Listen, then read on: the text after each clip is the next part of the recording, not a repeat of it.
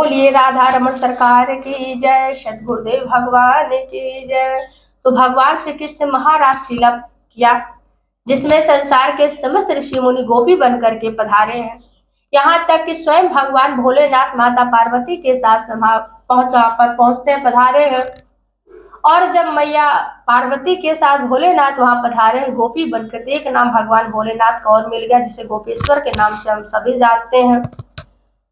आगे कथा आती है कि भगवान श्री कृष्ण और बलराम जी को बुलाने के लिए कंस मथुरा से ब्रज में अक्रूर जी महाराज को भेजा है।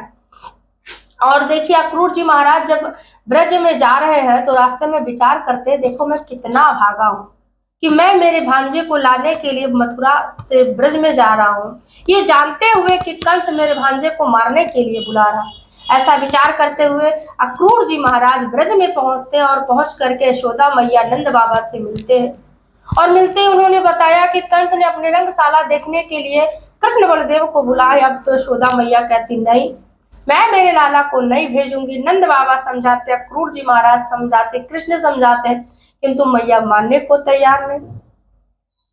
तब भगवान श्री कृष्ण ने मैया के बुद्धि को भ्रमित किया है और भगवान श्री कृष्ण अक्रूर जी बलदेव समेत रथ पर जाकर के बैठे हैं। या मथुरा गमन के लिए, मथुरा के लिए प्रस्थान करने के लिए गए हैं। अब तो यहाँ मथुरा में जितने लोग हैं उनकी स्थिति दयनीय हो गई। गोप गोपिकाएं, यशोदा मैया, राधा रानी, क्योंकि भगवान को जाना जरूरी था, क्योंकि जिसके लिए प्रभु आए थे लीला करने के लिए, उनका कार्य कैसे सिद्ध होता। जिस लीला के लिए प्रभु आए थे, कंस का वध करने के लिए, दुष्टों का विनाश करने के लिए प्रभु आए थे, वो कार्य तो करना ही पड़ेगा। अब तो भगवान श्री कृष्ण मथुरा के लिए ब्रज से मथुरा के लिए प्रस्थान करते हैं। अब तो रास्ते में अक्रूर जी महाराज फिर वही चिंता करते, वही सोच कर रखते कि बताओ मैं कितना भागा कि मैं अपने कन्हैया को मारने के लिए ले जा रहा हूँ। अक्रूर जी महाराज रास्ते में जाते हैं, रथ रुकता है यमुना मैया में। अक्रूर जी महाराज स्नान करने के लिए उतरते हैं। और जब अक्रूर जी महाराज स्नान करने के लिए उतरते हैं तो भगवान श्री कृष्ण ने अक्रूर जी महाराज के भ्रम को दूर किया अपनी लीला से। अक्रूर जी महाराज जल के भीतर जाते स्नान करने के लिए, जैसे डुबकी लगाते हैं तो अक्रूर जी महाराज ने क्या देखा कि जल के भीतर सैकड़ों कृष्ण हैं।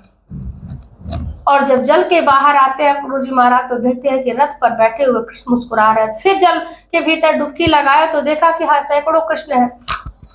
फिर बाहर निकलते हैं अक्रूर जी महाराज तो देखते हैं कि कृष्ण रथ पर बैठे मुस्कुरा रहे हैं। अक्रूर जी महाराज समझ जाते हैं कि मानो कृष्ण हमें यह बताना चाह रहा है कि काका आप परेशान मत होइए, आपका कृष्ण कोई साधारण बालक नहीं है, आपका कृष्ण ब्रह्म है, इसलिए भगवान ने लीला रची है। और अक्रूर जी महाराज का भ्रम दूर हुआ। अब भगवान मथुरा पर कंस को मारने के लिए 5 दिन बचे हैं और भगवान मथुरा के पास बाहर रुके हैं 5 दिन तक। वहां पर बहुत से लोग भगवान श्री कृष्ण से मिलते हैं। जैसे भगवान श्री कृष्ण कंस के राज्य का माली मिला है, भगवान श्री कृष्ण का फूलों से श्रृंगार किया, जिससे प्रभु ने उसका उद्धार किया। दर्जी मिला, दर्जी ने भी भगवान श्री कृष्ण का अपने वस्त्रों से श्रृंगार किया, भगवान उसका उद्धार किए। आगे चलते हैं प्रभु धोबी मिला, प्रभु उसे दंड दिए। क्यों? क्योंकि भगवान जानते थे कि ये वही धोबी है जिसने सीता के पातिव्रत धर्म पर उंगली उठाई थी। भगवान ने उसे दंड दिया और आगे बढ़ते हैं प्रभु। तो भगवान जब आगे बढ़ते हैं तो कंस के राज्य के एक अंगराग का लेपन करने वाली कुब्जा नाम की दासी मिलती है, सामने आ रही थी। और और जब दासी को देखा प्रभु ने, कुरूप थी, भगवान श्री कृष्ण उखड़ खाबड़ जो कुरूप कुब्जा थी, उसे देख करके प्रभु सामने आते और कहते अरे सुंदरी तुम कहाँ जा रही हो? कुब्जा कहती अरे बालक तू जानता है ना कि मैं सुंदर नहीं, मैं कुरूप हूँ।